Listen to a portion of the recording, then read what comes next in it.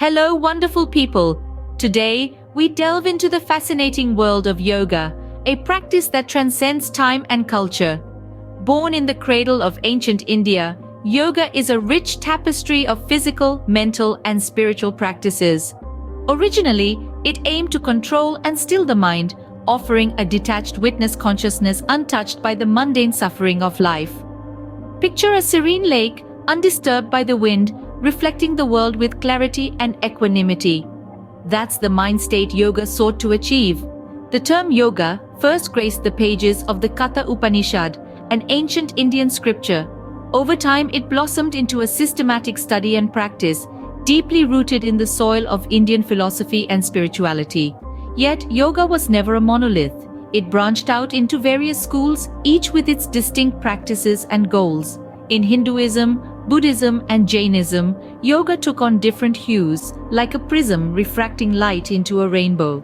The Yoga Sutras of Patanjali, dating back to the early centuries of the Common Era, represent one of the most comprehensive texts on yoga. This seminal work illustrates yoga as an eightfold path, guiding practitioners towards a state of inner peace and liberation from suffering. On the other hand, Hatha Yoga, which emerged between the 9th and 11th centuries, emphasized physical postures and breath control. This form of yoga would later become the cornerstone of modern yoga practices. The origins of yoga are steeped in mystery and debate. Some propose a linear model, tracing yoga's roots to Vedic traditions. Others favor a synthesis model, suggesting yoga was influenced by both Vedic and non-Vedic elements. Regardless of its origins, yoga's impact on human well-being is undeniably profound. So, as we can see, yoga started as more than just a physical practice. It was a holistic approach to well-being. Stick around to learn more about its evolution. As we move forward in time, yoga began to evolve, taking on new forms and practices. It transitioned from a loose set of spiritual exercises to a more systematic and organized discipline. This transformation was largely due to the Yoga Sutras of Patanjali. These scriptures, dating back to the early centuries of the Common Era, are the most comprehensive text on yoga, providing an in-depth understanding of the practice and its philosophy. The Yoga Sutras of Patanjali are a collection of 196 aphorisms, each one offering insights into the human mind and how to control its fluctuations. It is in these sutras that we find the Ashtanga, or 8 limbs of yoga, which include guidelines for ethical living, physical postures, breath control, and meditation, among others. This text set the groundwork for what we now understand as the holistic practice of yoga. Meanwhile, between the 9th and 11th centuries, another significant development took place: the emergence of Hatha Yoga texts. These writings brought attention to the physical aspects of yoga, emphasizing postures or asanas and breath control or pranayama. Hatha Yoga became a vital stepping stone for the physical practices we associate with yoga today. As yoga continued to evolve, 2 theories on its origins gained prominence. The first, known as the linear model, is supported by Hindu scholars. This theory suggests yoga developed in a straight line from the Vedic traditions of ancient India to the modern practices we see today. The second theory, known as the synthesis model, is favored by Western scholars. This theory suggests yoga is a synthesis of various Indian philosophies, traditions, and practices, coming together to form what we now know as yoga. From being a spiritual practice in ancient India, yoga began to take a more structured form, setting the stage for its worldwide popularity. It's fascinating to see how this ancient discipline has evolved over the centuries, remaining relevant and beneficial in our modern world. The Middle Ages saw yoga flourishing into various traditions, each offering unique practices and teachings. During this period, yoga continued to evolve, taking inspiration from both Vedic and non-Vedic elements. The Vedic elements, derived from the ancient scriptures of India, emphasized the spiritual and meditative aspects of yoga. They focused on stilling the mind and achieving liberation from suffering.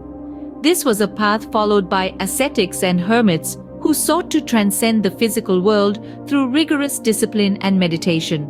On the other hand, the influence of non-Vedic elements brought a more tangible and physical dimension to yoga. This was a time when Hatha Yoga began to emerge.